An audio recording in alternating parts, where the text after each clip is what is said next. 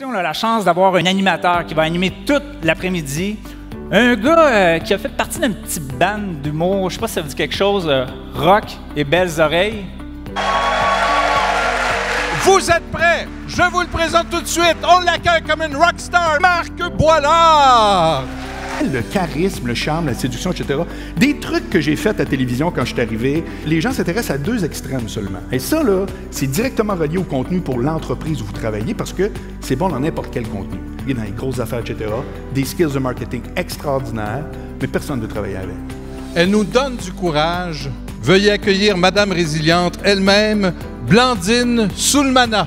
Faire en sorte que la base soit plus solidifiée. Comment est-ce que on peut motiver quelqu'un qui est à terre? Comment est-ce qu'on peut le motiver? Et ça, c'est justement les résilients, ils ont cette facilité de se dire « Ok, c'est une occasion pour moi d'évoluer, de peut-être connaître aussi une autre équipe, de peut-être faire de l'impossible, de ce qui me fait peur en réalité, de faire quelque chose qui me fera faire un saut en avant et qui fera en sorte que je vais aller découvrir autre chose. » Un repas familial moyen durait 1h16 minutes. Une génération plus tard, un repas familial moyen dure 16 minutes. En 1990, seulement 7% des demandes d'invalidité étaient pour des blessures psychologiques. En 2015, plus que 70% de toutes les demandes d'invalidité sont pour des blessures psychologiques.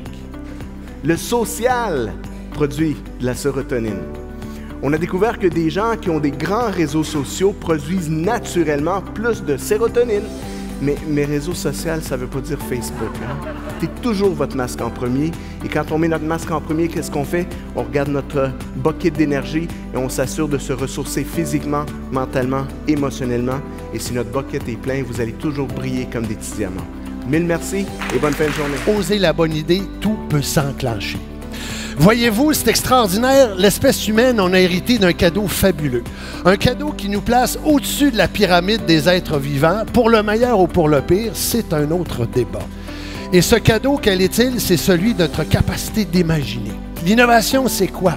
C'est un groupe d'individus qui rend les choses possibles. C'est un groupe d'individus qui ajoute et améliore quelque chose dans un domaine donné.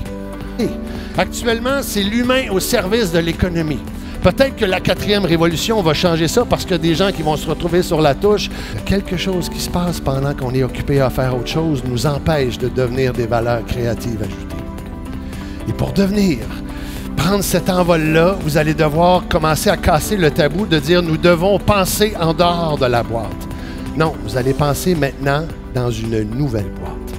Et aujourd'hui, merci. C'était Hugo Dubé. Passionné pour être prof de yoga. Ça, c'est le gars qui se promène en bicycle à pédale, les jeans troués, qui n'est pas capable de payer son 3,5, là, tu sais. Mais comme j'ai aucune autre façon d'exister, comme j'ai pas la capacité, j'ai aucun autre rôle qui s'offre à moi, bon, ben je dis, OK, je vais prendre le rôle du prof de yoga, tu sais.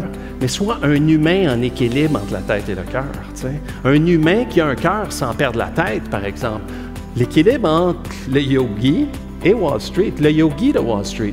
Puis dans cet endroit-là, tu comprends que le combat est terminé, tu sais, que la vie, c'est un mouvement naturel, puis la vie, c'est une danse. Continuer de pratiquer Alvac, d'accepter de me libérer, de vivre dans la vérité, d'être l'action et de faire confiance, je serais probablement resté en finance.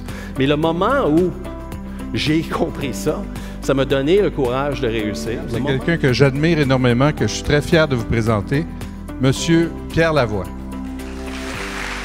Qui connaît les cubes énergie ici, là? Levez la main. OK, parfait. Qui les appelle les maudits cubes? Puis ça a toujours été le même cheminement, puis à la fin, la même réflexion, avec le même résultat.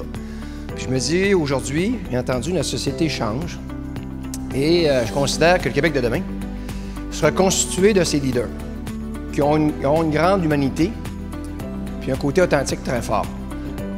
Il n'y a pas de monde au départ, mais quand j'arrive, il y a des centaines de personnes, puis on avait quand même amassé un montant important. Je comprenais pas pourquoi ces gens étaient là. La compétition démarre et les grenouilles, effectivement, tombaient l'une après l'autre, ils essayaient, ça ne fonctionnait pas. Sauf une qui, elle, persévérait, n'abandonnait pas, et finit par atteindre le sommet. Tout le monde était impressionné. Et quand elle est redescendue, il s'approchait d'elle pour lui demander mais comment est-ce qu'elle avait réussi son exploit. Ils se sont rendus compte qu'elle était sourde.